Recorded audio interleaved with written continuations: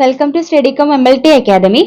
Kerala PSC lab technician എക്സാമിന്റെ 75 days ചാലഞ്ചിലെ day 5 ആണ് ഇന്ന്. സോ ഇന്ന് നമ്മൾ ഡീൽ ചെയ്യാൻ പോകുന്ന ഏരിയ എന്ന് പറയുന്നത് ബയോ കെമിസ്ട്രി ഏരിയ ആണ്. സോ സാധാരണ നമ്മൾ ഓരോന്നും PYQ വെച്ചിട്ടാണ് നമ്മൾ ഡിസ്കഷൻ സ്റ്റാർട്ട് ചെയ്യുന്നത്. പക്ഷെ ഇന്ന് നമ്മൾ ഡിസ്കസ് ചെയ്യാൻ പോകുന്ന ടോപ്പിക് എന്ന് പറയുന്നത് റേഡിയോ ഐസോട്ടോപ്പ് അല്ലെങ്കിൽ റേഡിയോ ആക്ടിവിറ്റി ആയതുകൊണ്ട് അതിന്റെ ബേസിക് ആയിട്ടുള്ള കുറച്ച് കാര്യങ്ങൾ നമ്മൾ മനസ്സിലാക്കിയതിന് ശേഷം മാത്രമാണ് നമ്മൾ PYQയിലേക്ക് കിടക്കുന്നത്. ഓക്കെ, നമുക്ക് എന്തായാലും നമ്മൾ വീഡിയോയിലേക്ക് പോവാം. ഓക്കെ, ആദ്യം നമ്മൾ മനസ്സിലാക്കേണ്ട കാര്യം എന്താണെന്ന് പറഞ്ഞാൽ ആറ്റം, അതിന്റെ സ്ട്രക്ചർ, എന്താണ് ഈ റേഡിയോ ആക്ടിവിറ്റി, എന്താണ് റേഡിയോ ഐസോട്ടോപ്പ്, അതുപോലെ കുറച്ച് കാര്യങ്ങൾ നമ്മൾ മനസ്സിലാക്കുകയാണ്. ഫസ്റ്റ് നമുക്ക് നോക്കാം എന്താണ് ആറ്റം എന്നുള്ളത്. ആറ്റം എന്ന് പറഞ്ഞാൽ it is the smallest unit of element അല്ലെങ്കിൽ മാറ്റർ. ഒരു മാറ്ററിന്റെ ഏറ്റവും സ്മോളസ്റ്റ് യൂണിറ്റ് ആണ് നമ്മൾ എന്ത് പറയുന്നത്, ആറ്റം. ആറ്റം കൊണ്ടാണ് എല്ലാം ഉണ്ടാക്കിയിരിക്കുന്നത്. ഇപ്പൊ ഒരു മാറ്റർ എടുത്ത് അല്ലെങ്കിൽ ഒരു കാര്യത്തിനെ നമ്മൾ ഡിവൈഡ് ചെയ്ത് ഏറ്റവും സ്മോളസ്റ്റ് ആക്കി കഴിഞ്ഞാൽ അതിനെയാണ് നമ്മൾ ആറ്റം എന്ന് പറയുന്നത്. ഇപ്പൊ നമ്മൾ സാധാരണ നമ്മൾ ബോഡിന്റെ ഏറ്റവും ബേസിക് യൂണിറ്റ് സെല്ലാന്ന് പറയാറുണ്ട് അല്ലെ. ഇപ്പൊ നമ്മൾ ഒരു ഓർഗൻ എടുത്തു കഴിഞ്ഞാലും ഈ ഓർഗൻ ആയിക്കോട്ടെ ടിഷ്യൂ ആയിക്കോട്ടെ എല്ലാം മേഡപ്പ് ചെയ്തിരിക്കുന്നത് സെല്ലുകൊണ്ടാണ്, സെല്ലുകൾ കൂടി ചേർന്നിട്ടാണ്. അതേപോലെ നമ്മൾ ആറ്റംസ് കൂടി ചേർന്നിട്ടാണ് ഒരു മാറ്റർ ഉണ്ടാവുന്നത് എന്നുള്ളതാണ്. അപ്പൊ നമുക്ക് ആറ്റത്തിന്റെ സ്ട്രക്ചറിലേക്ക് കടക്കാം. ആറ്റത്തിന്റെ സ്ട്രക്ചർ എന്ന് പറയുമ്പോൾ ദാറ്റ് മേഡപ്പ് ഓഫ് അല്ലെങ്കിൽ സെന്റർ പോർഷൻ നമ്മളെ ന്യൂക്ലിയസ് എന്ന് പറയും. സോ അതിനെ സറൗണ്ട് ചെയ്തിട്ട് നമുക്കൊരു ഇലക്ട്രോൺ ക്ലൗഡും വരുന്നുണ്ട്. അപ്പൊ നമുക്ക് പിക്ചർ നോക്കാം. ഈ സെൻട്രൽ പോർഷനെയാണ് നമ്മൾ എന്ത് പറയുന്നത്, ന്യൂക്ലിയസ് എന്ന് പറയുന്നത്. അതിനെ സറൗണ്ട് ചെയ്തിട്ടുള്ള ഈ ഇലക്ട്രോൺസ് സർക്കുലേറ്റ് ചെയ്യുന്ന ആ ഒരു ഇമാജിനറി പ്ലെയിനെയാണ് സത്യത്തിൽ നമ്മൾ ഇലക്ട്രോൺ ക്ലൗഡ് എന്ന് പറയുന്നത്. അപ്പൊ ആറ്റത്തിന്റെ ന്യൂക്ലിയസിൽ ആരൊക്കെയാണ് വരുന്നത്? ആറ്റത്തിന്റെ ന്യൂക്ലിയസിൽ പ്രോട്ടോൺസും ഉണ്ട് ന്യൂട്രോൺസും ഉണ്ട്. നിങ്ങൾക്ക് ഇവിടെ കാണാം, പ്രോട്ടോൺസ് മീൻസ് പോസിറ്റീവ് ചാർജില് പാർട്ടിക്കിൾ ആണ്, ന്യൂട്രോൺസ് മീൻസ് ന്യൂട്രൽ. ഇവിടെ നിങ്ങൾക്ക് ചാർജ് ഒന്നും എഴുതിയിട്ടില്ല അല്ലെ, ന്യൂട്രൽ ചാർജ്ഡ് പാർട്ടിക്കിൾ, പ്രത്യേകിച്ച് ചാർജ് ഇല്ലാത്ത പാർട്ടിക്കിൾ ആണ്. അപ്പം ആറ്റത്തിന്റെ ന്യൂക്ലിയസിൽ പ്രോട്ടോൺസ്, പോസിറ്റീവ്ലി ചാർജ്ഡ് പ്രോട്ടോൺസും ഉണ്ട്, ന്യൂട്രൽ ചാർജ് ഉള്ള ന്യൂട്രോൺസും ആണ് വരുന്നത്. അപ്പം ഇലക്ട്രോൺസ് എവിടെയാ വരുന്നത്?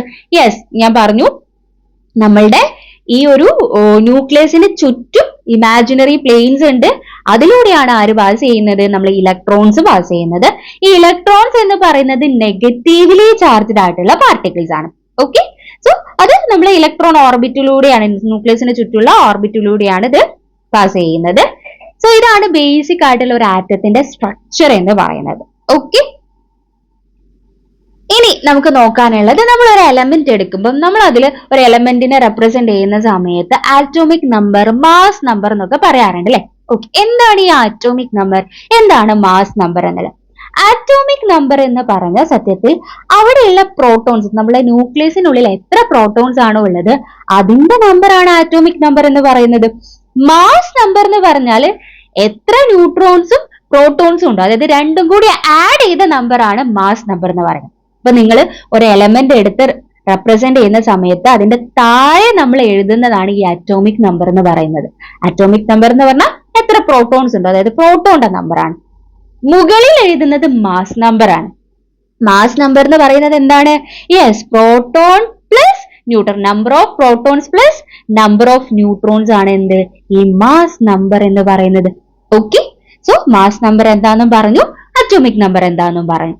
അപ്പൊ നമ്മൾ പറയാണ് സത്യത്തിൽ ഈ ആറ്റോമിക് നമ്പർ, പ്രോട്ടോൺസും ന്യൂട്രോൺസും അധിക എലമെന്റ്സിനും നമ്പർ ഈക്വൽ ആയിരിക്കും. അതായത് നമ്മൾ ന്യൂക്ലിയസ് എടുക്കുമ്പോൾ അതിൽ 2 പ്രോട്ടോൺസ് ആണ് ഉള്ളതെങ്കിൽ അധിക എണ്ണത്തിനും 2 ന്യൂട്രോൺസ് ആയിരിക്കും ഉണ്ടാവുന്നത്. 3 പ്രോട്ടോൺസ് ആണ് ഉള്ളതെങ്കിൽ അധികവും 3 ന്യൂട്രോൺസും ആയിരിക്കും ഉണ്ടാവുന്നത്.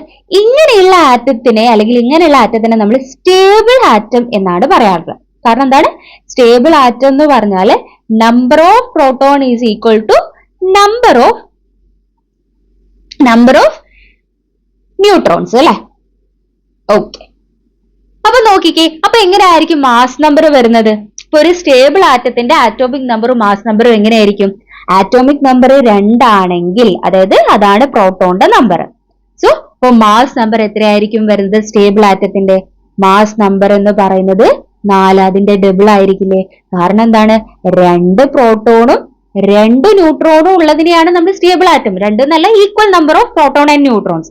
അപ്പൊ മാസ് നമ്പർ പ്രോട്ടോണിന്റെ അറ്റോമിക് നമ്പർ പ്രോട്ടോണിന്റെ നമ്പർ ആണ്, മാസ് നമ്പർ എന്താണ്, രണ്ടിനും കൂടി ആഡ് ചെയ്ത നമ്പർ ആണ്. അപ്പൊ സ്റ്റേബിൾ ആറ്റത്തിന്റെ കേസിൽ ആറ്റോമിക് നമ്പറിന് ഡബിൾ ആയിരിക്കും എന്ത്, മാസ് നമ്പർ എന്ന് പറയുന്നത്. അപ്പൊ ഒരു ആറ്റത്തിന്റെ ആറ്റോമിക് നമ്പറും മാസ് നമ്പറും തന്നിട്ടുണ്ടെങ്കിൽ അതൊരു സ്റ്റേബിൾ ആറ്റാണോ അൺസ്റ്റേബിൾ ആറ്റാണോ എന്ന് നമുക്ക് പറയാൻ പറ്റും. അപ്പൊ എന്താണ് അൺസ്റ്റേബിൾ ആറ്റം എന്ന് അറിയണ്ടേ? യെസ്, അൺസ്റ്റേബിൾ ആറ്റം എന്ന് പറഞ്ഞാൽ ഈ നമ്മൾ പറഞ്ഞ പ്രോട്ടോണിന്റെ നമ്പറും അതുപോലെ ന്യൂട്രോണിന്റെ നമ്പറും ഈക്വൽ അല്ല എങ്കിൽ നമുക്ക് അതിനെന്ത് പറയാം? യെസ്, അൺസ്റ്റേബിൾ ആറ്റം എന്ന് പറയാം. നമ്പർ ഓഫ് ന്യൂട്രോൺസ്, സത്യത്തില് നമ്മൾ ന്യൂക്ലിയസിൽ പ്രോട്ടോൺസും ന്യൂട്രോൺസും ഈക്വൽ ആണ് അധിക ആറ്റത്തിലും വരുന്നത്. എന്നാൽ നമ്പർ ഓഫ് ന്യൂട്രോൺസ് ആണ് ഡിറ്റർമൈൻ ചെയ്യുന്നത് അത് സ്റ്റേബിൾ ആണോ അൺസ്റ്റേബിൾ ആണോ എന്ന്. ന്യൂട്രോൺസിന്റെ നമ്പർ പ്രോട്ടോണിന്റെ നമ്പറിന് ഈക്വൽ ആണെങ്കിൽ ദാറ്റ് ഈസ് സ്റ്റേബിൾ. ന്യൂട്രോണിന്റെ നമ്പർ കൂടുതലോ ന്യൂക്ലിയസിന്റെ ഉള്ളിൽ ടൂ മെനി ന്യൂട്രോൺസോ അല്ലെങ്കിൽ കുറവ് ന്യൂട്രോൺസോ ഉണ്ടെങ്കിൽ നമുക്ക് അതിനെന്ത് പറയാം? അൺസ്റ്റേബിൾ എന്ന് പറയാം. അപ്പൊ സ്റ്റേബിൾ ആണോ അൺസ്റ്റേബിൾ ആണോ എന്ന് തീരുമാനിക്കുന്നത് ഈ ന്യൂട്രോൺസിന്റെ നമ്പർ ആണ്. ന്യൂട്രോണിന്റെ നമ്പർ ഈക്വൽ പ്രോട്ടോണിന്റെ നമ്പറിന് ഈക്വൽ ആണെങ്കിൽ ദാറ്റ് ഈസ് സ്റ്റേബിൾ ആറ്റം. ന്യൂട്രോണിന്റെ നമ്പർ ഈ പ്രോട്ടോണിന്റെ നമ്പറിനേക്കാളും കൂടുതലാണെങ്കിലും കുറവാണെങ്കിലും അൺസ്റ്റേബിൾ ആറ്റാണ്. ഓക്കെ, ഇങ്ങനെ അൺസ്റ്റേബിൾ ആയിട്ടുള്ള ആറ്റംസ് എപ്പോഴും സ്റ്റേബിൾ ഫോമിലേക്ക് വരാൻ വേണ്ടിയിട്ടാണ് ശ്രമിച്ചുകൊണ്ടിരിക്കുന്നത്. കാരണം അവർക്ക് സ്റ്റേബിൾ ആവണം. ഇപ്പൊ അവർ അൺസ്റ്റേബിൾ സ്റ്റേജിലാണുള്ളത്. അതിനു വേണ്ടിയിട്ടാണ് ശരിക്കും ഈ റേഡിയോ ആക്റ്റീവ് ഡീക്കെ അല്ലെങ്കിൽ ഡീക്കിലൂടെ അവർ കടന്നു പോകുന്നത്. സോ അൺസ്റ്റേബിൾ ആയിട്ടുള്ള ആറ്റംസ് സ്റ്റേബിൾ ഫോമിലേക്ക് വരാൻ വേണ്ടിയിട്ട് they undergo radio active decay and then produce radio activity. Radio activity എന്ന് പറഞ്ഞാൽ എന്താ? പ്രോസസ് ബൈ വിച്ച് അൺസ്റ്റേബിൾ ആയിട്ടുള്ള atomic nuclear break down and release energy in the form of radiation. നമ്മളിപ്പോ നേരത്തെ കണ്ട അൺസ്റ്റേബിൾ ആയിട്ടുള്ള ന്യൂക്ലിയസ് എന്ന് പറഞ്ഞാൽ എന്തായിരുന്നു? പ്രോട്ടോണ് ന്യൂട്രോണിന്റെ നമ്പർ ഈക്വൽ അല്ലാത്ത ന്യൂക്ലിയസ് ഉള്ള ആറ്റം, അതാണ് അൺസ്റ്റേബിൾ ആയിട്ടുള്ള ആറ്റം എന്ന് പറയുന്നത്. അവര് സ്റ്റെബിലിറ്റി കൈവരിക്കാൻ വേണ്ടിയിട്ട് അവരെന്താക്കും? ആറ്റോമിക് ന്യൂക്ലിയസിനെ ബ്രേക്ക് ഡൗൺ ചെയ്തിട്ട് റേഡിയേഷന്റെ ഫോമില് എനർജി റിലീസ് ചെയ്തിട്ട് തിരിച്ച് സ്റ്റേബിൾ ഫോമിലേക്ക് വരും. സിമ്പിൾ ആയിട്ട് പറഞ്ഞാൽ അൺസ്റ്റേബിൾ ആയിട്ടുള്ള ആറ്റംസ് തിരിച്ച് സ്റ്റേബിലിറ്റി കൈവരിക്കാൻ വേണ്ടിയിട്ട് സ്റ്റേബിൾ ആവുമ്പോൾ അവര് എന്ത് പ്രൊഡ്യൂസ് ചെയ്യും? യെസ്, എനർജി റിലീസ് ചെയ്യും. അത് റേഡിയേഷന്റെ ഫോം ആയിരിക്കും. ദാറ്റ് ഈസ് റേഡിയോ ആക്ടിവിറ്റി എന്ന് പറയുന്നത്. ഓക്കെ,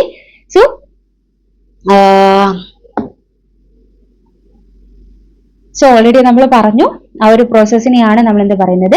റേഡിയോ ആക്ടിവിറ്റി എന്ന്. എന്നാൽ റേഡിയോ ഐസോട്ടോപ്പ് എന്ന് പറഞ്ഞാൽ എന്താ? അതിനാദ്യം നമ്മൾ എന്ത് മനസ്സിലാക്കണം? ഐസോട്ടോപ്പ്, സാധാരണ ഐസോട്ടോപ്പ് എന്താന്ന് മനസ്സിലാക്കണം അല്ലെ? ഐസോട്ടോപ്സ് എന്ന് പറഞ്ഞാല് ഇപ്പൊ രണ്ട് എലമെന്റ്സ് എടുക്കുകയാണെങ്കിൽ അവരുടെ ആറ്റോമിക് നമ്പർ എന്തായിരിക്കും? സെയിം ആയിരിക്കും. ആറ്റോമിക് നമ്പർ സെയിമും ഡിഫറെന്റ് മാസ് നമ്പർ ആയിരിക്കും.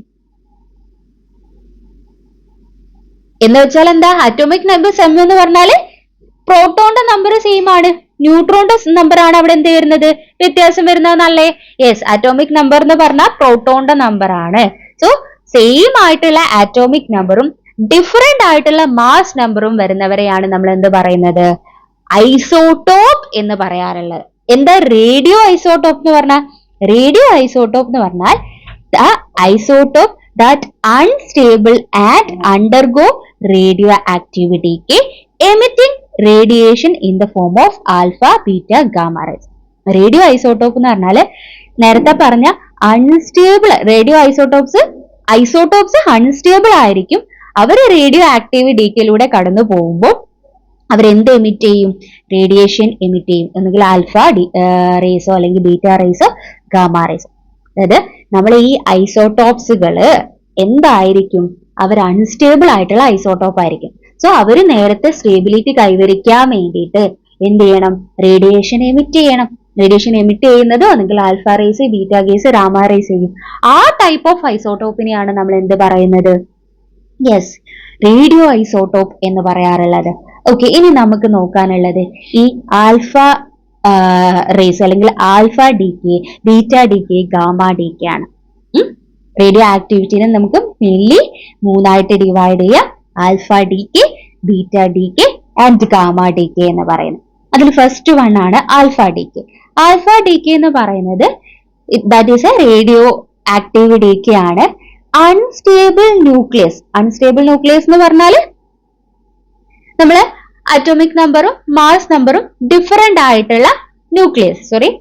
അതെ, അറ്റോമിക് നമ്പറും മാസ് നമ്പറും ഡിഫറെന്റ് എന്നല്ല, സെയിം പ്രോട്ടോണിന്റെയും സെയിം ന്യൂട്രോണിന്റെയും നമ്പർ ആയിരിക്കില്ല, ഡിഫറെന്റ് ആയിരിക്കും. പ്രോട്ടോണിന്റെ നമ്പറും ന്യൂട്രോണിന്റെ നമ്പറും ഡിഫറെന്റ് ആയിരിക്കുന്ന nucleus that emit alpha particle.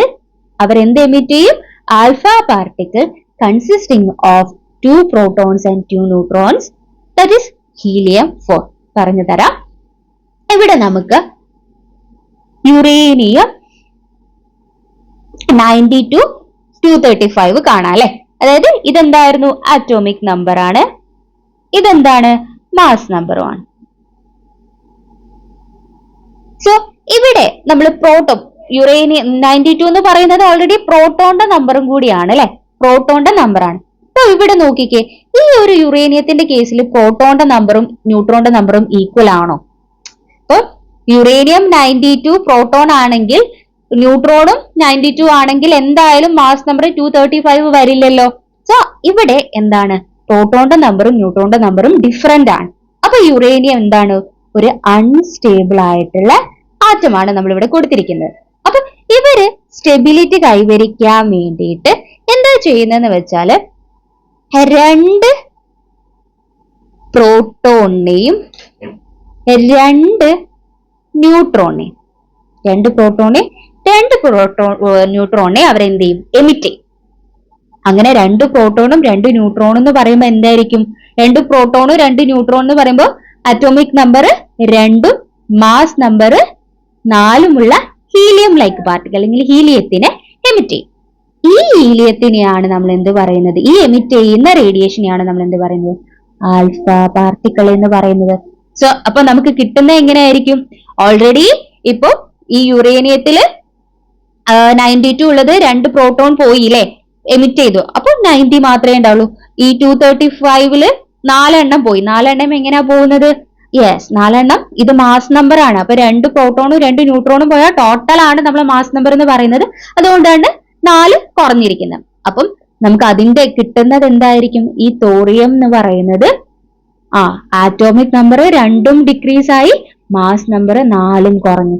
Atomic number 2ഉം കുറഞ്ഞു, മാസ് നമ്പർ 4ഉം കുറഞ്ഞു. അപ്പൊ ഇതാണ് ആൽഫ ഡി കെ എന്ന് പറയുന്നത്. ആൽഫ ഡി കെ എന്ന് പറയുമ്പോൾ ആൽഫ ഡി കെ സംഭവിച്ചു കഴിഞ്ഞാൽ നമുക്ക് ഫോം ചെയ്യുന്നത് ഹീലിയം ആയിരിക്കും. ഹീലിയം എന്ന് പറഞ്ഞാൽ എങ്ങനെ ആൽഫ ഡി കെ സംഭവിക്കുക? 2 പ്രോട്ടോൺസും 2 ന്യൂട്രോൺസിനെയും അവരെന്ത് ചെയ്യും? എമിറ്റ് ചെയ്യും. ആ 2 പ്രോട്ടോൺസും 2 ന്യൂട്രോൺസും ഉള്ള ഹീലിയമാണ് ഈ എമിറ്റ് ചെയ്യുന്നത്. അതാണ് ആൽഫ പാർട്ടിക്കിൾ എന്ന് പറയുന്നത്. ഓക്കെ, ഈ ആൽഫ പാർട്ടിക്കിൾ അങ്ങനെ കിട്ടുന്നത് നമുക്ക് എന്തായിരിക്കും? തോറിയം ആയിരിക്കും. അത് കിട്ടുന്ന റിസൾട്ടിൽ എന്ത് കുറവായിരിക്കും? 2 ആറ്റോമിക് നമ്പർ 2ഉം കുറയും, മാസ് നമ്പർ 4ഉം കുറയും.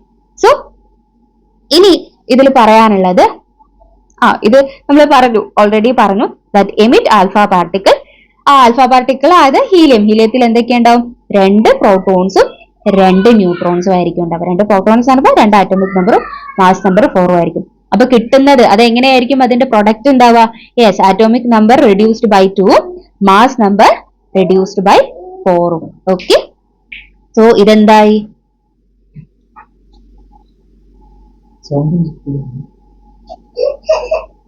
ഓക്കെ, സോ ഇതാണ് ആൽഫ പാർട്ടിക്കിൾ. ആൽഫ പാർട്ടിക്കിള് നമുക്ക് ആൽഫ പാർട്ടിക്കിളിന്റെ ചാർജ് എന്ന് പറയുന്നത് +2 ആയിരിക്കും. അതേപോലെ തന്നെ that is equivalent to alpha particle എന്ന് പറയുന്നത് that is equivalent to 1 helium atom. കാരണം എന്താ? 2 പ്രോട്ടോൺസും 2 ന്യൂട്രോൺസും ഉണ്ടാവും. അപ്പൊ alpha particle that is equivalent to 1 helium ആറ്റത്തിന് ഈക്വലന്റ് ആയിരിക്കും. അതുപോലെ തന്നെ alpha particle is dangerous to the tissue. കാരണം അത് ടിഷ്യൂസിന് ഭയങ്കര ഡേഞ്ചറസ് ആയിട്ടുള്ളതാണ്. നമ്മൾ ആൽഫ പാർട്ടിക്കിൾ നമ്മുടെ ബോഡിയിലേക്ക് എത്തിക്കഴിഞ്ഞാൽ അല്ലെങ്കിൽ നമ്മുടെ സ്കിന്നിൽ അടിച്ചു കഴിഞ്ഞാൽ അത്രയും ഡേഞ്ചറസ് ആയിട്ടുള്ള പാർട്ടിക്കിളാണ് ഈ ആൽഫ പാർട്ടിക്കിൾ. അതൊന്ന് നോട്ട് ചെയ്ത് വെക്കണം. പക്ഷെ പെനിട്രേഷൻ പവർ അത് കുറവാണ്. കാരണം ലോ പെനിട്രേഷൻ പവർ ആണ്. നമുക്ക് ജസ്റ്റ് ഒരു പേപ്പറോ സ്കിന്നൊക്കെ വെച്ചിട്ട് തന്നെ നമുക്ക് എന്ത് ചെയ്യും? ആൽഫ പാർട്ടിക്കിളിനെ സ്റ്റോപ്പ് ചെയ്യാൻ പറ്റും. ജസ്റ്റ് ഒരു പേപ്പർ വെച്ചാൽ തന്നെ ആൽഫ പാർട്ടിക്കിൾ പിന്നെ കടന്നു പോകില്ല. സോ ഇത് ആൽഫ പാർട്ടിക്കിളിന്റെ കുറച്ച് പ്രോപ്പർട്ടീസ് ആണ്, ഒന്ന് നോട്ട് ചെയ്ത് വെക്കാം. നമ്മളെ ഡീപ്ലി ഒന്നും ഈ ആൽഫ പാർട്ടിക്കിൾ പെനിട്രേറ്റ് ചെയ്യില്ല. പെനിട്രേഷൻ പവർ കുറവാണ്, പക്ഷെ നമുക്ക് എന്തുണ്ടാക്കാനുള്ള എഫക്ട്, ടിഷ്യൂസിന് അത്രയും ഡേഞ്ചറസ് ആയിട്ടുള്ളതാണ് ഈ ആൽഫ പാർട്ടിക്കിൾ എന്ന് പറയുന്നത്. ഇനി ബീറ്റ ഡിക്കെയിൽ നമുക്ക് ബീറ്റ മൈനസ് ഡിക്കെയും വരുന്നുണ്ട്, അതുപോലെ തന്നെ ബീറ്റ പ്ലസ് ഡിക്കെയും വരുന്നുണ്ട്. ബീറ്റ മൈനസ് ഡിക്കെ നിങ്ങൾ നോക്കിക്കേ, ഇവിടെ ബീറ്റ മൈനസും ബീറ്റ പ്ലസും നമുക്ക് തന്നെ നോക്കിയാൽ മനസ്സിലാവുന്നതാണ് അല്ലെ. ഇവിടെ എന്താണ്, ഇത് ഒരു അൺസ്റ്റേബിൾ ആറ്റം ആണ്. അൺസ്റ്റേബിൾ ആറ്റം കാരണം ന്യൂട്രോൺ രണ്ടെണ്ണോ പ്രോട്ടോൺ ഒന്നേ ഉള്ളൂ. അപ്പൊ എന്താണ്, അൺസ്റ്റേബിൾ ആണ്. രണ്ട് ഈക്വൽ ആണെങ്കിലല്ലേ സ്റ്റേബിൾ ആയിട്ടുള്ളൂ. സോ അൺസ്റ്റേബിൾ ആണ്. അതുകൊണ്ട് അവർ സ്റ്റെബിലിറ്റി കൈവരിക്കാൻ വേണ്ടിയിട്ട് അവർ എന്തായി, ഒരു ന്യൂട്രോണെ അവർ പ്രോട്ടോൺ ആക്കി കൺവേർട്ട് ചെയ്തു. എങ്ങനെ, ഒരു ന്യൂട്രോണെ അവർ പ്രോട്ടോൺ ആക്കി കൺവേർട്ട് ചെയ്യും, എന്നിട്ട് ഒരു ഇലക്ട്രോൺസിനെയും എമിറ്റ് ചെയ്യും. ഈ ഇലക്ട്രോൺസ് ആണ് ശരിക്കും നമ്മൾ ബീറ്റ മൈനസ് എന്ന് പറയുന്നത്. ഓക്കെ, ആ ഇലക്ട്രോൺ എന്ന് പറയുന്നത് നെഗറ്റീവ് ചാർജ് ആയിരിക്കും നമുക്കറിയാം. സോ ബീറ്റ മൈനസ് ഡിക്കെയിൽ എങ്ങനെയാണ്, പ്രോട്ടോൺസ് കുറവായതുകൊണ്ട് അവർ ന്യൂട്രോൺസിനെ പ്രോട്ടോൺ ആക്കി കൺവേർട്ട് ചെയ്തു. അപ്പം എന്ത് കൂടി ഉണ്ടാവും, ഈ ഇലക്ട്രോൺസ് കൂടി ഉണ്ടാവും. ഇലക്ട്രോൺസ് ആണ് ബീറ്റ മൈനസ് ഡിക്കെ എന്ന് പറയുന്നത്. ബീറ്റ പ്ലസ് ഡിക്കെയിൽ നമ്മൾ നോക്കിക്കഴിഞ്ഞാൽ അവിടെ പ്രോട്ടോൺസ് കൂടുതലാണ്. അപ്പൊ ആ പ്രോട്ടോൺസിനെ അവർ എന്താക്കി മാറ്റും, ഈ പ്രോട്ടോൺസിനെ തിരിച്ച് ന്യൂട്രോൺസ് ആക്കാണ് സ്റ്റെബിലിറ്റി കൈവരിക്കാൻ വേണ്ടി അവർ ചെയ്യുന്നത്. അപ്പൊ അവർ എമിറ്റ് ചെയ്യുന്നത് എന്തായിരിക്കും, പോസിട്രോൺസ് ആയിരിക്കും. സോ ഇതാണ് ബീറ്റ പ്ലസ് ഡിക്കെ എന്ന് പറയുന്നത്. ബീറ്റ പ്ലസ് ഡിക്കെയും ബീറ്റ മൈനസ് ഡിക്കെയും നമ്മൾ പഠിച്ചു. അതിന്റെ പ്രോപ്പർട്ടീസ് പറയുമ്പോൾ ബീറ്റ മൈനസ് ഞാൻ ഓൾറെഡി പറഞ്ഞു, ന്യൂട്രോൺസ് എന്തായിട്ട് കൺവേർട്ട് ചെയ്യാണ്, പ്രോട്ടോൺസ് ആയിട്ട് കൺവേർട്ട് ചെയ്യാണ്.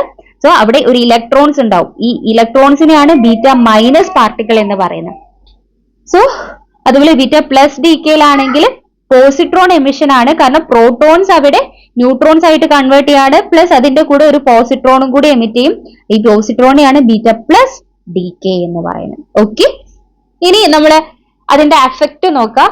ബീറ്റ ഡിക്കെയിൽ അവിടെ atomic number of nucleus same ആയിരിക്കില്ല. അവിടെ എന്ത് സംഭവിക്കുന്നില്ല, ആറ്റോമിക്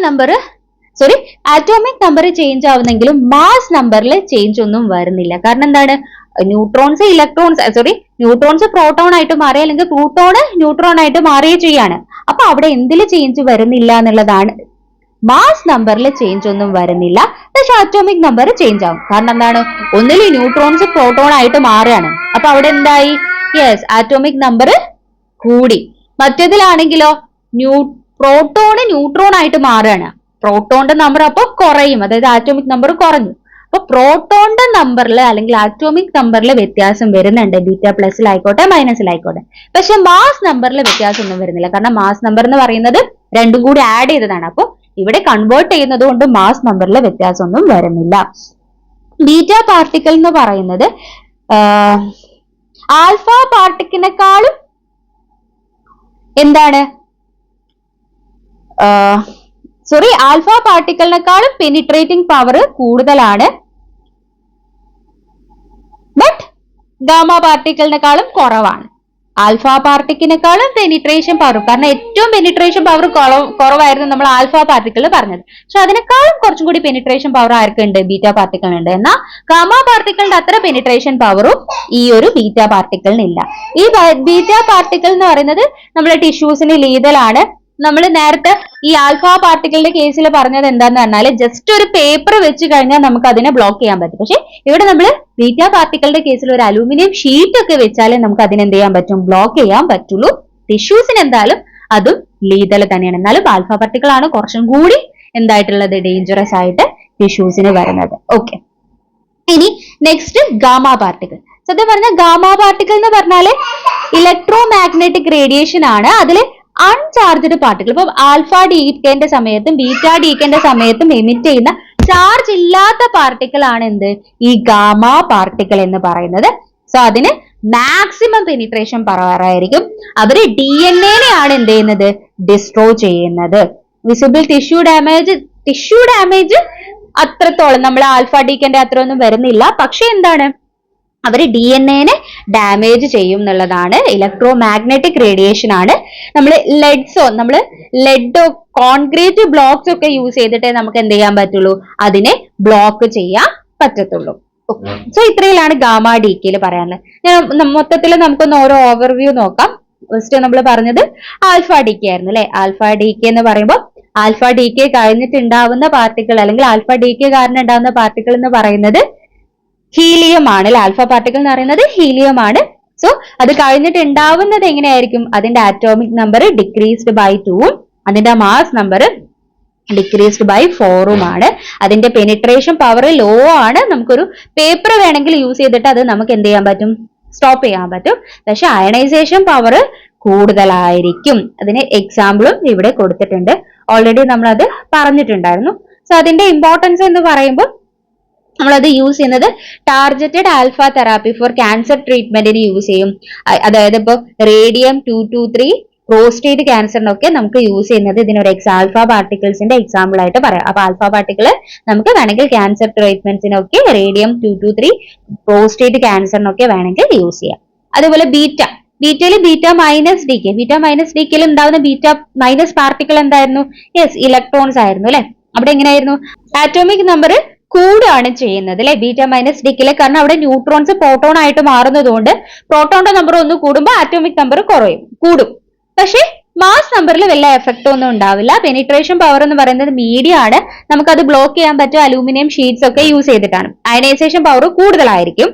സോ ഇവിടെ നമ്മളത് യൂസ് ചെയ്യുന്നത് റേഡിയോ തെറാപ്പിയിൽ, അതായത് അയഡിൻ 131 ഒക്കെ നമ്മൾ തൈറോയിഡ് ക്യാൻസർ അല്ലെങ്കിൽ ഹൈപ്പർ തൈറോയിഡിസത്തിലൊക്കെ യൂസ് ചെയ്യുന്നുണ്ട്. അതൊരു ബീറ്റ മൈനസ് ഡി കെ ആണ്. ബീറ്റ പ്ലസ് ഡി കെ ആണെങ്കിൽ നമുക്ക് ബീറ്റ പ്ലസ് പാർട്ടിക്കിൾ എന്ന് പറയുന്നത് പോസിട്രോൺസ് ആയിരുന്നു നമുക്ക് ഉണ്ടാവുന്നത്. അതേപോലെ തന്നെ ആറ്റോമിക് നമ്പർ എങ്ങനെയായിരുന്നു? ഡിക്രീസ്ഡ് ബൈ 1 ആണ്, ഒന്ന് കുറയാണ്. കാരണം അവിടെ പ്രോട്ടോൺ എന്തായിട്ട് മാറാണ്? ന്യൂട്രോൺ ആയിട്ട് മാറാണ്. അപ്പൊ ആറ്റോമിക് നമ്പർ ഒന്ന് കുറയും, പക്ഷെ മാസ് നമ്പറിൽ ചേഞ്ച് ഒന്നും ഉണ്ടാവില്ല. അതിന്റെ പെനിട്രേഷൻ പവർ എന്ന് പറയുന്നത് മീഡിയം ആണ്. നേരത്തെ പറഞ്ഞ പോലെ അലൂമിനിയം വെച്ചാണ് നമ്മൾ ചെയ്യുന്നത്. നമ്മൾ യൂസ് ചെയ്യുന്നത് പെറ്റ് സ്കാനിലൊക്കെയാണ്. അതായത് ഫ്ലൂറൈഡ് 18 ഇതൊക്കെയാണ് നമ്മൾ എന്ത് ചെയ്യുന്നത്? ബീറ്റ പ്ലസ് ഡി കെയിൽ യൂസ് ചെയ്യുന്നത് പെറ്റ് സ്കാൻ, അതായത് ഫ്ലൂറൈഡ് 18 നോട്ട് ചെയ്ത് വെക്കുക. നെക്സ്റ്റ് ഗാമ ഡി കെ എന്ന് പറയുമ്പോൾ ഗാമ റേസ് ആണ് ഉണ്ടാവുന്നത്. നമുക്ക് ഇലക്ട്രോൺസ് ആറ്റോമിക് നമ്പറിലോ ആറ്റോമിക് മാസ് നമ്പറിലോ വലിയ ചേഞ്ചസ് ഒന്നും ഉണ്ടാവില്ല, കാരണം അൺചാർജ്ഡ് പാർട്ടിക്കിൾ ആണ് അല്ലെ. പക്ഷെ പെനിട്രേഷൻ പവർ വലുതാണ്. ലെഡ് വെച്ചിട്ടേ നമുക്ക് എന്ത് ചെയ്യാൻ പറ്റുള്ളൂ? അതിന്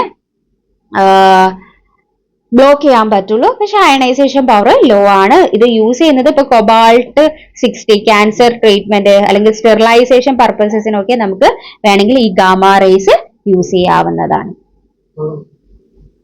സോ അപ്പൊ ഇത്രയും നേരം നമ്മൾ ബേസിക് ആയിട്ടുള്ള എന്താണ് ഈ റേഡിയോ ആക്ടിവിറ്റി, എന്താണ് ആൽഫ ബീറ്റ ഗാമ, ഈ ഒരു ഏരിയ സാധാരണ ക്വസ്റ്റ്യൻസ് ഒന്നും കാണാറില്ല.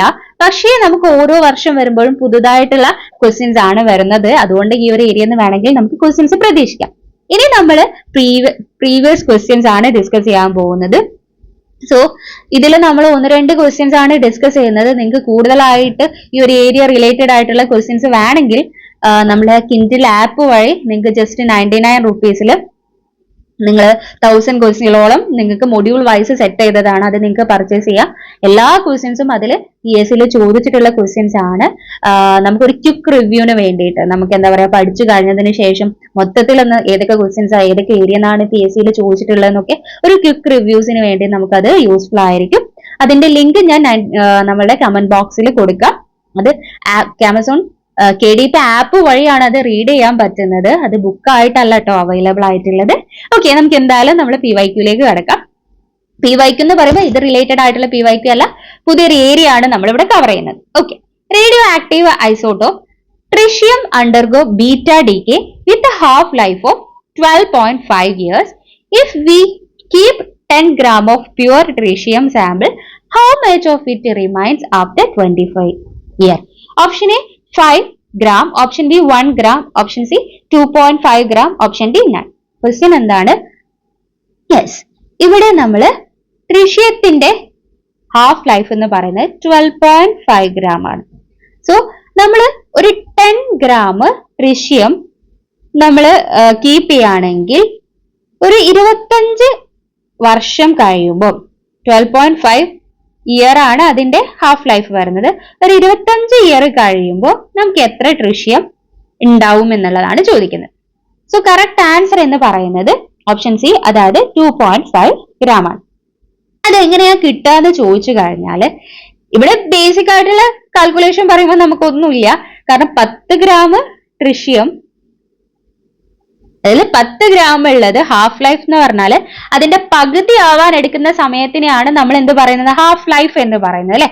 സോ 10 ഗ്രാമുള്ള ട്രിഷ്യം അതിന്റെ ഹാഫ് ലൈഫ് 12.5 ഗ്രാം ആണ്. അതായത് 12.5 വർഷം ആവുമ്പോഴേക്ക് അത് 5 ഗ്രാം ആവും. ഓക്കെ, 12.5 വർഷം ആവുമ്പോഴേക്ക് അത് 5 ഗ്രാം ആവും. അപ്പൊ 25 വർഷം ആവുമ്പോഴേക്ക് അത് എത്ര ഗ്രാം ആവും?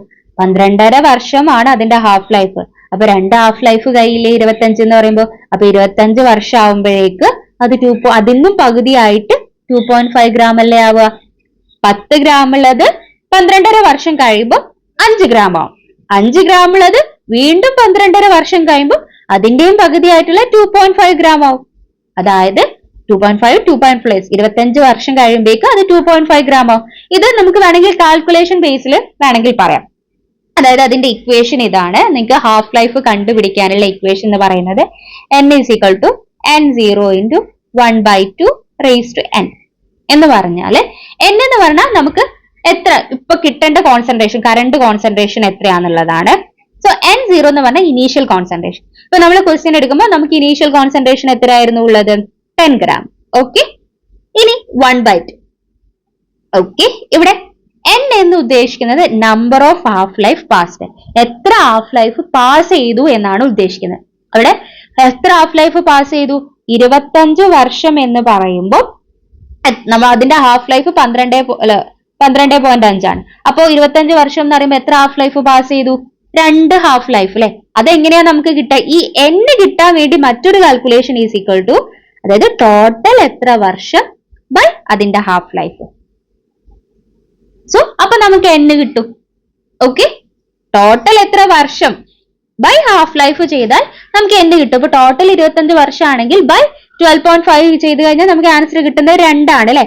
സോ ഇവിടെ നമ്മൾ കൊടുക്കേണ്ടത് 2 ആണ്. 2 ഹാഫ് ലൈഫ് അല്ലെ 25 വർഷം എന്ന് പറയുമ്പോൾ കടന്നുപോയത്. അപ്പൊ നമുക്ക് ആൻസർ എങ്ങനെ കിട്ടും?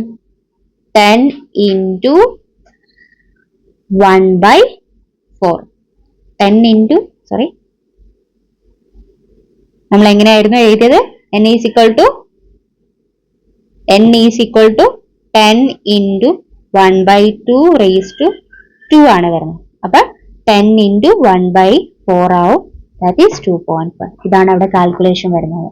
അപ്പൊ 10 എന്ന് പറഞ്ഞാൽ ഇനീഷ്യൽ കോൺസെൻട്രേഷൻ, 1/2 ഇടുക. മോള് ഇവിടെ ഉദ്ദേശിക്കുന്നത് എത്ര ഹാഫ് ലൈഫ് പാസ് ചെയ്തു എന്നാണ്. ഇത് കിട്ടണമെങ്കിൽ നമ്മൾ എന്ത് കിട്ടണം? ടോട്ടൽ ആയിട്ടുള്ള വർഷവും കിട്ടണം ബൈ അതിന്റെ ഹാഫ് ലൈഫും കിട്ടണം. അങ്ങനെ കിട്ടിക്കഴിഞ്ഞാൽ ഇത് കിട്ടും, കാൽക്കുലേറ്റ് ചെയ്യുക, ആൻസർ കിട്ടും. ഇത് സത്യത്തിൽ ഇങ്ങനെ കാൽക്കുലേറ്റ് ചെയ്യേണ്ട ആവശ്യമൊന്നുമില്ല, നമുക്ക് കൃത്യമായിട്ട് അറിയുന്നതാണ് കേട്ടോ. ഒന്ന് നോട്ട് ചെയ്ത് വെക്കുക. ഇനി നമുക്ക് നോക്കാനുള്ളത് നെക്സ്റ്റ് ക്വസ്റ്റ്യൻ ആണ്. Standardised unit of radio activity is option A roentgen, option B curie, option C becquerel, option D counts per minute. Correct answer ഏതാണ്? Yes, becquerel. നമ്മൾ റേഡിയോ ആക്ടിവിറ്റിക്ക് ഡിഫറെന്റ് യൂണിറ്റ്സ് ഉണ്ട്. അതിൽ നമ്മൾ SI യൂണിറ്റ് എന്ന് പറയുന്നത് ഈ ബെക്വറൽ ആണ് കേട്ടോ. നമുക്ക് റേഡിയോ ആക്ടിവിറ്റിന്റെ യൂണിറ്റ്സുകൾ നോക്കാം. Becquerel, curie, gray, rad, rem, sievert, ഇതെല്ലാം നമ്മുടെ റേഡിയോ ആക്ടിവിറ്റിന്റെ യൂണിറ്റ് ആണ്. ബെക്വറൽ എന്ന് പറഞ്ഞാൽ 1 ഡിസിൻറ്റഗ്രേഷൻ പെർ സെക്കൻഡ് ആണ്. അത് 1 becquerel is equal to 1 DK per second ആണ് വരുന്നത്.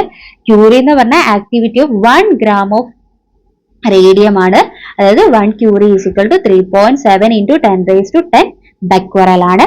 ഗ്രേ എന്ന് പറഞ്ഞാൽ 1 joule of radiation absorbed per kg, അതായത് 1 gray is equal to 10 rad ആണ്. റാഡ് എന്ന് പറഞ്ഞാൽ ഓൾഡർ യൂണിറ്റ് ആണ്. അബ്സോർബ്ഡ് ഡോസിന്റെ ഓൾഡർ യൂണിറ്റ് ആണ്. 1 rad is equal to 0.01 gray ആണ്. സേവേർഡ് എന്ന് പറഞ്ഞാൽ adjusted for biological effect on human, അതായത് നമ്മളെ ബയോളജിക്കൽ എഫക്റ്റിന്റെ അഡ്ജസ്റ്റ്മെന്റിലാണ് 1 സേവേർഡ് നിൽക്കുന്നത്. 100 റം ആണ്. Rem is equal to older unit ആണ്. സോ അതിൽ 1 റം എന്ന് പറയുന്നത് 0.01 സേവേർഡ് ആണ് വരുന്നത്. സോ ഇത് ഞാൻ ഡീറ്റെയിൽ ആയിട്ട് പറയല്ല, നമുക്ക് ജസ്റ്റ് ഏതൊക്കെ യൂണിറ്റ് ആണെന്ന് നോക്കി വെക്കുക. ഇതിൽ SI യൂണിറ്റ് എന്ന് പറയുന്നത് ബെക്വറൽ ആണ്. വേണമെങ്കിൽ എന്താണ് ഇവിടെ അർത്ഥമാക്കുന്നതെന്നും കൂടി നമുക്ക് അതിന്റെ ഡെഫിനിഷനും കൂടി നിങ്ങൾക്ക് പഠിച്ചു വെക്കാം. ഓക്കെ, സോ നെക്സ്റ്റ് ക്വസ്റ്റ്യൻ എന്ന് പറയുന്നത് which of the following radio active isotope is used to measure the activity of thyroid gland? Option A cobalt 60, option B carbon 14, option C iodine 131, option D sodium 24. Correct answer ഏതാണ്? Iodine 131. അതായത് different പർപ്പസസിന് നമ്മൾ use ചെയ്യുന്ന ഐസോട്ടോപ്പുകളാണ് നമ്മൾ ഇവിടെ പഠിക്കാൻ പോകുന്നത്. അതിൽ first one ആണ് കാർബൺ 14 C14 എന്ന് പറയുന്നത് നമ്മൾ ഫോസിൽ ഏജ് ഡിറ്റർമിനേഷൻ ഉണ്ടാവില്ലേ, നമ്മൾ ഫോസിൽസിന്റെ ഒക്കെ ഏജ് ഡിറ്റർമിനേഷന് വേണ്ടി യൂസ് ചെയ്യുന്നതാണ് ഈ 14 എന്ന് പറയുന്നത്. നെക്സ്റ്റ് CR51 എന്ന് പറഞ്ഞാൽ RBC കൈനറ്റിക്സിനാണ് നമ്മൾ ഈ CR51 യൂസ് ചെയ്യുന്നത്. അയഡിൻ 131 എന്ന് പറയുന്നത് ഈ റീനൽ പ്ലാസ്മ ഫ്ലോ എസ്റ്റിമേഷനും അതിൽ നമ്മൾ ഹിപ്യൂരിക് ആസിഡ് ലേബൽ ചെയ്തിട്ടുണ്ടാവും. ഈ 131 ഹിപ്യൂരിക് ആസിഡ് എന്നോ അല്ലെങ്കിൽ 131 ഹിപ്യൂരാൻ എന്നാണ് നമ്മൾ ഈ റീനൽ പ്ലാസ്മ ഫ്ലോ എസ്റ്റിമേഷന് യൂസ് ചെയ്യുന്നത്. അതുപോലെ തന്നെ നമ്മൾ 131 നമ്മൾ തൈറോയിഡ് പെറ്റ് സ്കാനിനും കൂടി 131 യൂസ് ചെയ്യുന്നുണ്ട് കേട്ടോ. 125 ആണെങ്കിൽ റേഡിയോ ഇമ്മ്യൂണോ അസേ അതോ ഇമ്മ്യൂണോ റേഡിയോമെട്രിക് അസേയിലാണ് നമ്മൾ 125 യൂസ് ചെയ്യുന്നത്. പിന്നെ SR90 നമ്മൾ ബോൺ സ്കാനിങ്ങിന് യൂസ് ചെയ്യുന്നുണ്ട്. അതുപോലെ തന്നെ CO60 നമ്മൾ ക്യാൻസർ ട്രീറ്റ്മെന്റിന് യൂസ് ചെയ്യുന്നുണ്ട്. TC99 heart blood flow analysis ഇല്ലേ, അതിന് നമ്മൾ ന്യൂക്ലിയർ സ്റ്റെതസ്കോപ്പ് ആയിട്ട് ബ്ലഡ് ഫ്ലോന്റെ അനാലിസിസിന് നമുക്ക് യൂസ് ചെയ്യാം. F18 നമ്മൾ നേരത്തെ പറഞ്ഞു pet scan, tracer pet scan use ചെയ്യുന്നുണ്ട്. P31 നമ്മൾ ന്യൂക്ലിക് ആസിഡ് സ്റ്റഡി, അതുപോലെ സദേൺ ബ്ലോട്ട് ഓട്ടോ റേഡിയോഗ്രാഫിയിലൊക്കെ നമുക്ക് യൂസ് ചെയ്യുന്നുണ്ട്. ഇത് നമ്മൾ ഓരോന്നും പഠിച്ചു വെക്കുക തന്നെ വേണം കേട്ടോ. അതുപോലെ ട്രിഷ്യം H3 എന്ന് പറയുന്നത് സെൽ ബയോളജി റിസർച്ചിന് നമുക്ക് യൂസ് ചെയ്യാം. XC133 പൾമനറി ഫംഗ്ഷൻ ടെസ്റ്റിന് യൂസ് ചെയ്യാം. Na24 ആണെങ്കിൽ ബ്ലഡ് സർക്കുലേഷൻ സ്റ്റഡിക്ക് നമുക്ക് യൂസ് ചെയ്യാം. ഇത് ചിലപ്പം ക്വസ്റ്റ്യൻ ചോദിക്കാൻ ചാൻസ് ഉണ്ട്, അതുകൊണ്ട് ഓരോന്നും പഠിച്ചു വെക്കുക തന്നെ വേണം കേട്ടോ. നെക്സ്റ്റ് ക്വസ്റ്റ്യനിലേക്ക് പോവാം. അപ്പോൾ iodine 131 hippuran is used for എന്തിനായിരുന്നു? DNA സ്റ്റഡിക്കാണോ, ട്രീറ്റിംഗ് പോളിസൈത്തീമിയക്കാണോ, അല്ലെങ്കിൽ ഇഫക്റ്റീവ് റീനൽ പ്ലാസ്മ ഫ്ലോക്കാണോ, റേഡിയോ ഇമ്മ്യൂണോസെക്കാനോ? ഓൾറെഡി നമ്മൾ പറഞ്ഞല്ലേ അയഡിൻ 131 എന്ന് പറയുന്നത് നമ്മൾ റീനൽ പ്ലാസ്മ ഫ്ലോക്ക് ആയിരുന്നു നമ്മൾ എന്ത് ചെയ്യുന്നത്, അയഡിൻ 131 യൂസ് ചെയ്യുന്നത്. Next blood flow of heart could be analysed by ഇതും നമ്മൾ ആ ഒരു ഏരിയയിൽ കണ്ടതാണ്. Option A 99 TC, option B SR90, option C iodine 131, option D CR51. ഏതായിരുന്നു? TC99 ആയിരുന്നു നമ്മളുടെ ഹാർട്ട് ഫ്ലോന്റെ ബ്ലഡ് ഫ്ലോ അനാലിസിസിന് അല്ലെങ്കിൽ ന്യൂക്ലിയർ സ്റ്റെതസ്കോപ്പ് ആയിട്ട് യൂസ് ചെയ്യാറുള്ളത്. ഇനി next question, radio active emission of liquid specimen can be accurately quantified by which of the following method? Option A Geiger-Müller counter, option B thermoluminescence badges, option C autoradiography film, option D scintillation counter. ചോദിച്ചിട്ടുള്ളത് accurately quantify ചെയ്യുന്നത്, നമ്മൾ radio activity നമ്മൾ liquid സ്പെസിമെനിൽ accurately quantify ചെയ്യുന്നത് സ്കിൻഡിലേഷൻ counter വഴി ആണ്. കാരണം നമുക്ക് radio activity measure ചെയ്യാൻ വേണ്ടി കോമൺലി നമ്മൾ യൂസ് ചെയ്യുന്നതാണ് ഈ ഒരു 3 മെത്തേഡ്സ് എന്ന് പറയുന്നത്. ഓട്ടോ റേഡിയോഗ്രാഫി, സ്കിൻഡിലേഷൻ, അതുപോലെ തന്നെ അയണൈസേഷൻ ഓഫ് ഗ്യാസസ് എന്നുള്ള 3 മെത്തേഡിലാണ് നമ്മൾ റേഡിയോ ആക്ടിവിറ്റി എന്ത് ചെയ്യുന്നത്, മെഷർ ചെയ്യുന്നത് എന്ന് പറയുന്നത്. സോ ഈ 3 മെത്തേഡ് ഇപ്പൊ മറ്റൊരു ക്വസ്റ്റ്യൻ പേപ്പറിൽ ഇങ്ങനെയാണ് ചോദിച്ചിട്ടുള്ളത്, technique that use to detect the measure of radio activity. Just radio activity detect ചെയ്യുന്ന മെത്തേഡ്സ് ഏതൊക്കെയാണെന്നാണ് ചോദിച്ചത്. അപ്പോൾ ഇവിടെ നിങ്ങൾക്ക് കാണാം ഓട്ടോ റേഡിയോഗ്രാഫിയും അയനൈസേഷൻ ഡിറ്റക്ടറും സ്കിൻഡിലേഷൻ കൗണ്ടിങ്ങും. അപ്പൊ ഇത് 3 നമുക്ക് യൂസ് ചെയ്യാം. പക്ഷെ അതിലും ആക്യുറേറ്റ് ആയിട്ട് മെഷർ ചെയ്യുന്ന ഏതാണ്? ഈ ഒരു സ്കിൻഡിലേഷൻ കൗണ്ടർ ആണ്. അപ്പോൾ അയനൈസേഷൻ ഓഫ് ഗ്യാസസ് ആണെങ്കിലും നമുക്കത് യൂസ് ചെയ്യാം, പക്ഷെ അത്ര ആക്യുറേറ്റ് മെത്തേഡ് അല്ല എന്നുള്ളതാണ് നമ്മൾ പറയുന്നത്. ഓക്കെ, സോ ഇതൊന്ന് നോക്കാം. First one ionisation of gases. അവിടെ റേഡിയോ ആക്റ്റീവ് പാർട്ടിക്കിൾ ഗ്യാസസ് മോളിക്യൂളിനെ അയണൈസ് ചെയ്തിട്ട് അയൺ പെയർ ഫോം ചെയ്യും. ഈ നമ്മൾ അയണൈസിങ് ചാമ്പേഴ്സ് യൂസ് ചെയ്തിട്ട്, അതായിരുന്നു ഈ ഗേഗർ-മുള്ളർ കൗണ്ടർ എന്ന് പറയുന്നത്. സോ ആ അയണൈസേഷൻ കറണ്ടിനെ നമ്മൾ അല്ലെങ്കിൽ ആ കൗണ്ട് ചെയ്ത പൾസിനെ നമ്മൾ അവിടെ മെഷർ ചെയ്യാണ് ചെയ്യുന്നത്. അതിന്റെ പ്രിൻസിപ്പിൾ എന്ന് പറഞ്ഞാൽ എന്താണ്? ഈ റേഡിയോ ആക്റ്റീവ് പാർട്ടിക്കിള് ഗ്യാസ് മോളിക്യൂളിനെ അയണൈസ് ചെയ്യും, എന്നിട്ട് അയൺ പെയർ പ്രൊഡ്യൂസ് ചെയ്യും. ഈ അയണൈസിങ് കറണ്ടിനെ നമ്മൾ എന്ത് യൂസ് ചെയ്യാണ്? ഈ ഗേഗർ-മുള്ളർ കൗണ്ടർ യൂസ് ചെയ്തിട്ട് മെഷർ ചെയ്യാണ് ചെയ്യുന്നത്. സോ ഇത് നമ്മൾ ഈ റേഡിയേഷൻ എക്സ്പോഷർ, എയറിൽ ഉണ്ടാവുന്ന റേഡിയേഷൻ എക്സ്പോഷർ, എൻവയോൺമെന്റിൽ ഉണ്ടാവുന്ന അതൊക്കെ മോണിറ്റർ ചെയ്യാൻ വേണ്ടിയിട്ട് നമുക്ക് എന്ത് ചെയ്യാം? ഈ അയണൈസേഷൻ ഓഫ് ഗ്യാസസ് എന്നുള്ള ആ ഒരു മെത്തേഡ് യൂസ് ചെയ്യാം. രണ്ടാമത്തേത് സ്കിൻഡിലേഷൻ ആയിരുന്നു. സ്കിൻഡിലേഷൻ ആണെങ്കിൽ ഈ റേഡിയോ ആക്റ്റീവ് പാർട്ടിക്കിൾ, മറ്റേത് അയണൈസ് ചെയ്യല്ലേ ചെയ്യുന്നത്, ഇവിടെ radio active particle excite the atom or molecule in A സ്കിൻഡിലേഷൻ material which then emit the light. ആദ്യം അവര് ആ ഒരു ആറ്റത്തിനെ അല്ലെങ്കിൽ മോളിക്യൂളിനെ എക്സൈറ്റ് ചെയ്യിപ്പിക്കും സ്കിൻഡിലേഷൻ മെറ്റീരിയൽ. അത് എന്ത് എമിറ്റ് ചെയ്യും? ലൈറ്റ് എമിറ്റ് ചെയ്യും. ആ ലൈറ്റ് ആണ് നമ്മൾ എന്ത് ചെയ്യുന്നത്, ഈ സ്കിൻഡിലേഷൻ ഡിറ്റക്ടർ യൂസ് ചെയ്തിട്ട് ഈ ലൈറ്റ് നമ്മൾ എന്ത് ചെയ്യാണ്, ലൈറ്റിന്റെ പൾസ് മെഷർ ചെയ്യാണ് ചെയ്യുന്നത്. ഇതാണ് ആക്യുറേറ്റും സെൻസിറ്റീവ് ആയിട്ടുള്ള മെത്തേഡ് എന്ന് പറയുന്നത്. അതൊന്ന് നോട്ട് ചെയ്ത് വെക്കണേ. ഈ സ്കിൻഡിലേഷൻ കൗണ്ടർ ആണ് ആക്യുറേറ്റ് ആയിട്ടുള്ള മെത്തേഡ് എന്ന്. Next autoradiography. ഓട്ടോ റേഡിയോഗ്രഫിയിലാണെങ്കിൽ radio active emission exposed to a photographic emission placed near the sample ആണ്. സോ ഇവിടെ നമ്മൾ ഒരു സാമ്പിൾ പ്ലേസ് ചെയ്യാണ്, ഒരു ഫോട്ടോഗ്രാഫിക് പ്ലേറ്റ് പ്ലേസ് ചെയ്യാണ് ചെയ്യുന്നത്. എന്നിട്ട് എക്സ്പോഷർ ഉണ്ടാവുന്ന സമയത്ത് ആ ഒരു ഏരിയയിൽ എന്ത് ചെയ്യും, കളർ ചേഞ്ച് ഉണ്ടാവും.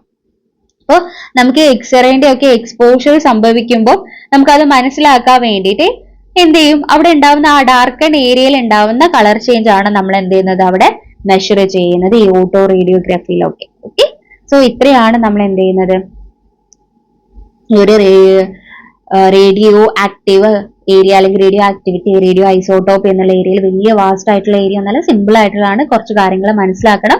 ക്വസ്റ്റ്യൻ റിലേറ്റഡ് ഏത് ഏരിയ എന്നൊന്ന് നോക്കണം. ആ ഒരു ഏരിയ വൃത്തിക്ക് പഠിക്കുക എന്നുള്ളതാണ്. സോ നിങ്ങൾക്ക് ഈ വീഡിയോ യൂസ്ഫുൾ ആയിട്ടുണ്ടെങ്കിൽ തീർച്ചയായിട്ടും കമന്റ് ചെയ്യുക. ബാക്കി നമുക്ക് നെക്സ്റ്റ് വീഡിയോയിൽ ഡിസ്കസ് ചെയ്യാം. Thank you.